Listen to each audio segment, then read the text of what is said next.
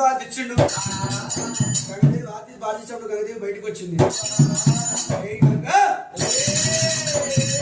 ఎక్క భారతదేవి వస్తున్నది. నీవు చెమ్ముతోడేమో నీళ్ళు ఇయ్యొద్దు, తెప్పలు పై కావాలి, నీళ్ళు కింద కావాలి. నువ్వు భారతదేవి నీళ్ళు ఇచ్చినవంటే నీ గంగల ముడిచ నీకేమంటే ఉన్నాడు. నీ ముక్కు వస్తున్నా, నీ షోలు వస్తున్నా, ముక్కి కానీ నిలుస్తున్నా, నీ షోలు కానీ నిలుస్తున్నా. రానమాట నది ప్రాణం చెప్పలేకపోయింది. చెప్పిండు సరే పర్లేదు అనుకోని శంకర్ రూపులు వాడు రుద్ర వేసిన శంకరుడు వెళ్ళిపోయిండు. గంగల బయటకు వచ్చింది. గంగల బయటకు వచ్చే వరకు ఎక్కడేమో అంటున్నది.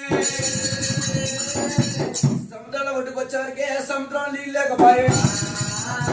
అయ్యో పరమాత్మ, ఎక్కడ మాయ ఉంది? పరదేవి ఏమంట ఉన్నది. ఉసుక దెప్పలు కిందికైనా, ఉసుక దెప్పలు పైకైనా, నీలో కిందికైనా సరే పరద అనుకొని ఏమంటుంది పరదేవి.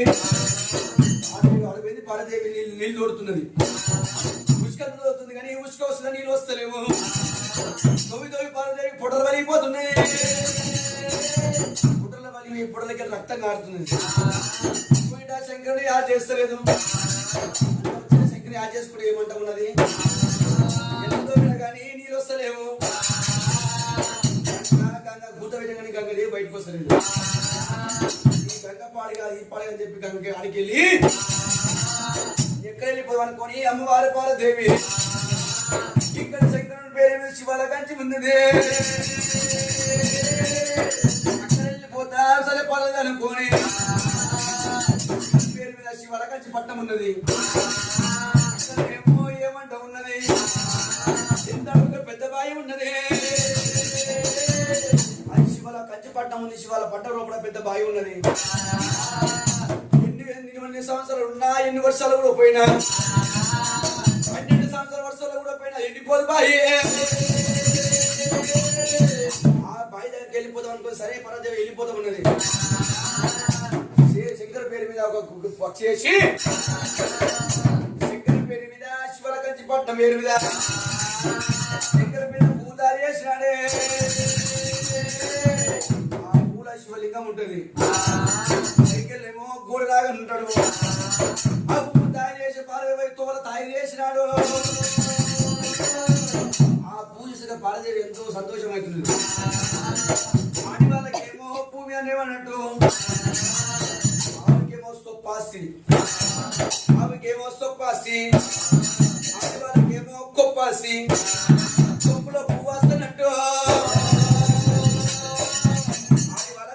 కొప్పులో పువ్వాసి.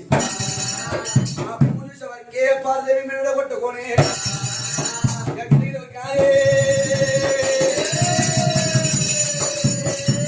ఇంకా పువ్వులు ఎప్పిది పారదమ్మా.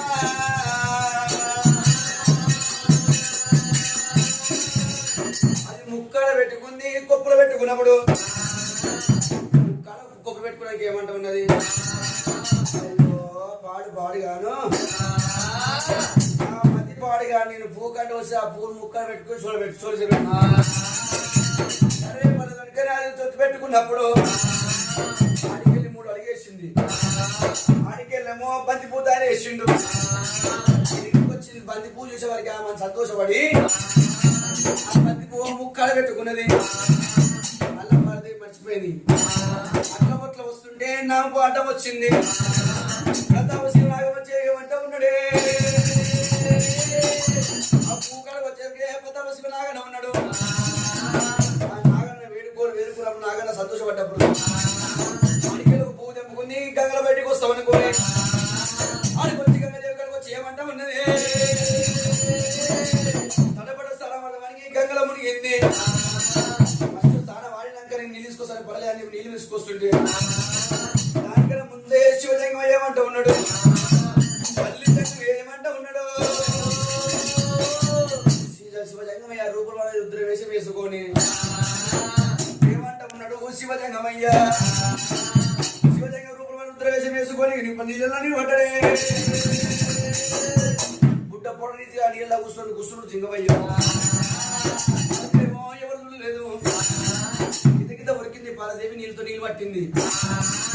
నీళ్ళు పట్టుకొని నీళ్ళు లేపుతుండే వచ్చి అమ్మా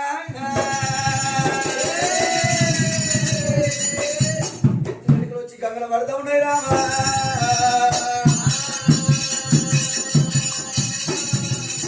ఆడికెళ్ళేమో బుబ్బట్టివాడు శివలింగమే కలవరుషుడు శివలింగమే కలవరుషుడు ఏమంటా ఉన్నాడు ఎవరమ్మ మీరు ఎవరమ్మ మీరు ఎందుకని వచ్చారు ఇక్కడ శివుడు తప్పించి ఎవరు వాడు శివుని శిష్యునున్నా నేనే ఉన్నా శివుని కొంత బంటును నేనున్నా నేనే స్థానం వాడతా లేకపోతే శివలింగమే స్థానం వాడతాడు ఇందులోకి వచ్చినావు నీళ్ళు అడుకున్నావు నీ తీసుకున్నావు ఉత్తి పోక నీ కుర్రలో నీళ్ళలో వేసినావు ఇది ఎక్కడ రాజ్యం పల్ల పల్ల కొడతా ఉన్నాడే శివజంగమయ్య పట్టపట్ట కొడుతుంటే భారతదేవి వీటిలో ఒక శంకు జంకలే అప్పుడేమంటుంది ఏమంట ఉన్నది నేను పాడతామంటుంది ఇక్కడ పాడత ఎక్కడ మారు దెబ్బలు కొట్టినాక అప్పుడు శంకరి ఆదుకొచ్చింది అప్పుడు వచ్చేమో ఏమంటుంది భారతదేవి ఈ పిల్ల మీద పీలు కొట్ట బాల మీద బర్రెలు కొట్ట నేను సంతానానికి వచ్చినా నాకు కాని బాధ అవుతున్నది ఎండాకాలం లోపు నాకు కాలు వలిపోయి పొక్కలు వెళ్తున్నాయి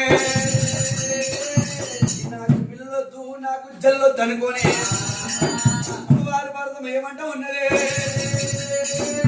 ఎండుకున్న కైలాసం వేసే శివజంగమే భారతదేవుని నేను ఉన్నప్పుడు అమ్మా నువ్వు భారతం ఎందుకు వచ్చినావంటే శివజంగమైనామో నాకేమంటే ఉన్నాడు శివజంగమయ్య మూడు కొరిండు దానికి అర్థం తెలక నేను వెళ్తున్నా వచ్చిన తప్పకుండా గౌతం కావాలి చిన్నలేని పక్షి కావాలి